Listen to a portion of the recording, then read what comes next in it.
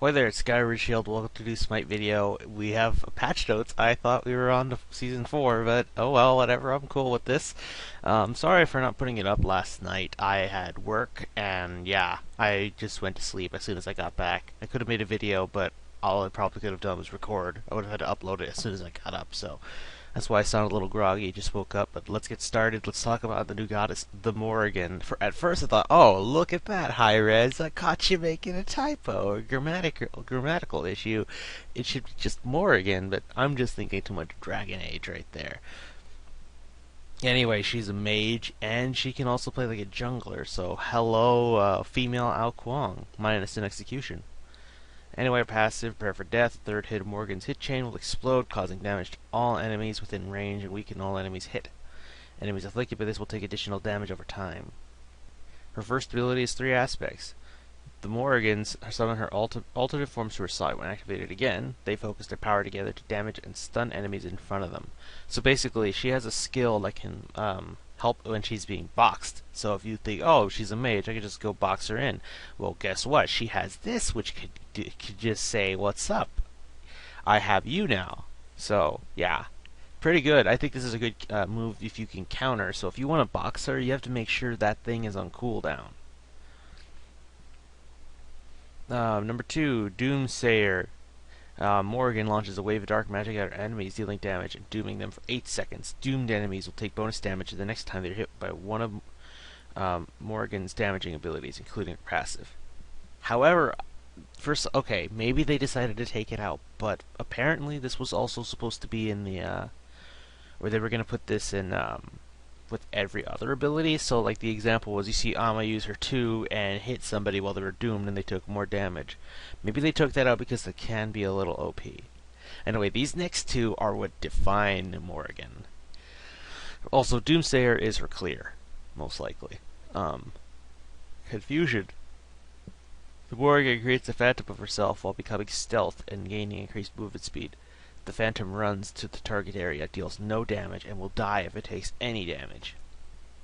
Morrigan loses any bonuses from this ability if she takes damage. Basically, this could be a good way to open up, and the AI on paper seems to sound good because you give it a spot, a destination, and it will go there. So if you can see through a wall, like say there's a horde, you say, hey, go to this spot. It'll go around the wall and go. They won't just say, oh, I'm going to run through the wall. No, it's just going to go around normally. But honestly, the better way, if you ask me, is if you basically walk behind it when you're invisible. I mean, that ganking potential is good, but the confusion seems to last a while, so that's good. But if it's taken out, your cover is immediately blown. It's like, uh-oh, the real Morrigan is nearby. So. And some things to know, if they have like AoE type of things, like say Terra's Circle or Ra's Solar Blessing, that's gonna take her out of it, or a DOT. So like if someone had a Bluestone Pendant and hit you with it when you decided to use this, guess what? You just wasted confusion. Anyway, her ultimate is where things get crazy. The Morrigan selects a god from the current match and becomes a copy of them. She copies all their current stats and may use all their abilities for the duration. She retains her own relics and cannot use consumables. The ranks of her abilities will transfer to the skills of the god she copies. The ability's cooldown will be increased to match the target's ultimate if she uses it while transformed. So let's say, I don't know, Changeling. Did I say channeling? Whatever. Changeling, I guess, whatever the hell you say, because, words. Changeling, let's say it had 60 cooldown, but then like Arizal, which has 80 cooldown, it'll go to 80 instead, which I think that's fair. Because imagine if you could just do that, but that's why you probably got to pick up cooldown on her early. But I think this is pretty cool. I don't see the problem. I mean, it can be really devastating because guess what? Let's say if I had an Ares on my team, and it's like, oh, our Ares couldn't wasted their beads. Guess what? Next team fight, I could just turn into Ares and pull them in for you. Now, wouldn't that be fun? And then basically, you have double the chains. Because normally what I do when I play Ares is with old people, I will immediately chain them so they can't escape. They can't use their jumps. They can't use their dashes because when you're chained, you're unable to do that. I can just chain them and then set them on fire. which is pretty fun. So yeah. Anyway, this is where I start to really love this patch, and you'll know why if you've seen it already. Anyway, here's her pal swap, including here some of her voice. Taking your lives was even easier than expected. Oh yeah, and I can't believe I haven't said this yet. She's the first Celtic god. I'm kind of disappointed. I was really hoping it would be Cuchulainn or Setenta, whatever you want to call him. If you played any Atlas games like the Persona games or Shin Megami Tensei, you know who I'm talking about. He's badass. I mean, the only concern I'd have is he might play a bit similar to Erling Shen if they make him a warrior, but I'd much rather him be an assassin. But we'll see. Just please make Cuchulainn high res. He is an awesome guy. If you want, look him up.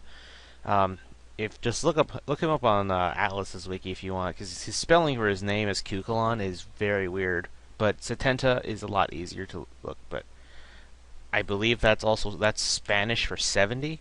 So just be sure to look it up if you go to like the Shin Megami Tensei wiki. Anyway, we have Spriggan Terra. Your death will not be for nothing! You sound like Kepri.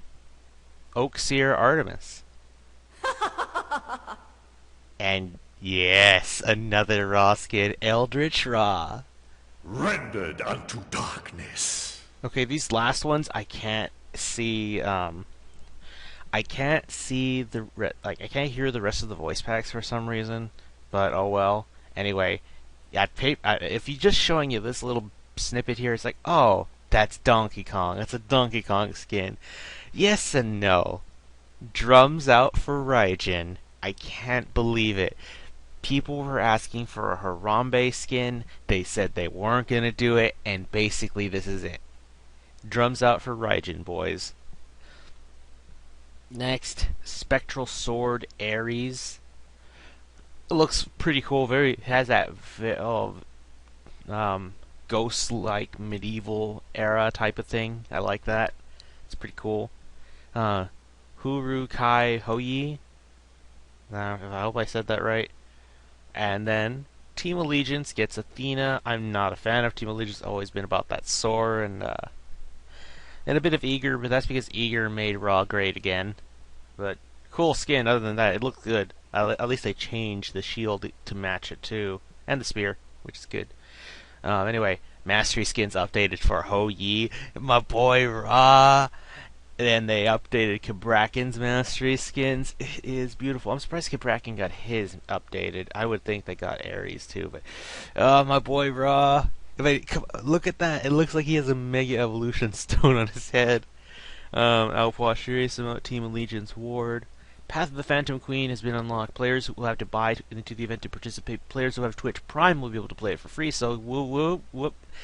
I'll never do that again. But yeah, I can play this for free. Hell yeah! I mean, I already put hundreds of dollars into freaking Amazon Prime. Don't make me spend any more. Players receive these items for the initial buy in Spriggan Terra, Oakseer Artemis, Celtic Loading Frame, Celtic Music Theme, Druid Shrine Pedestal. Finishing the board game by reaching the end grants the player Woodland Rogue Morrigan, Cutesy the Morrigan Avatar. Anyway, we got some god changes, not too much. Bakasura fixed an issue where his voice pack got too quiet. That's good. Naja's Windfire Wheels fixed an issue where the ability would consume no mana if used in melee range. Okay, fun fact, the other day I was talking to one of the people in my clan about Scotty and how Calder can basically get you gold without even having to try. So basically, I think they found out about his plan because he's not watching this video, but in case you are, I think they were listening to our conversation. Anyway, Calder specifically fixed an issue where marking a target for Calder to chase caused Talaria boots to generate gold. Susano, Typhoon, fixed an issue where Typhoon could do more damage when intended when fully charged, so basically Susano got unintentionally nerfed. And then lastly, Sylvanas fixed an issue where his passive was recharging at the incorrect rate. So yeah, that's basically it. There's not much. They didn't actually really buff or nerf any gods. They're really saving that for the big final one. So for now, it's just fixing, minor glitchy issues. But other than that, really good patch notes. 10 out of 10. Because, my boy Ra, I'm happy for that. And then Harambe has been remembered. Rest in peace, boy. Yeah. Anyway, I think it'll do it for this video. Any questions, feel free to ask. Yeah, and I'll see you guys in another video.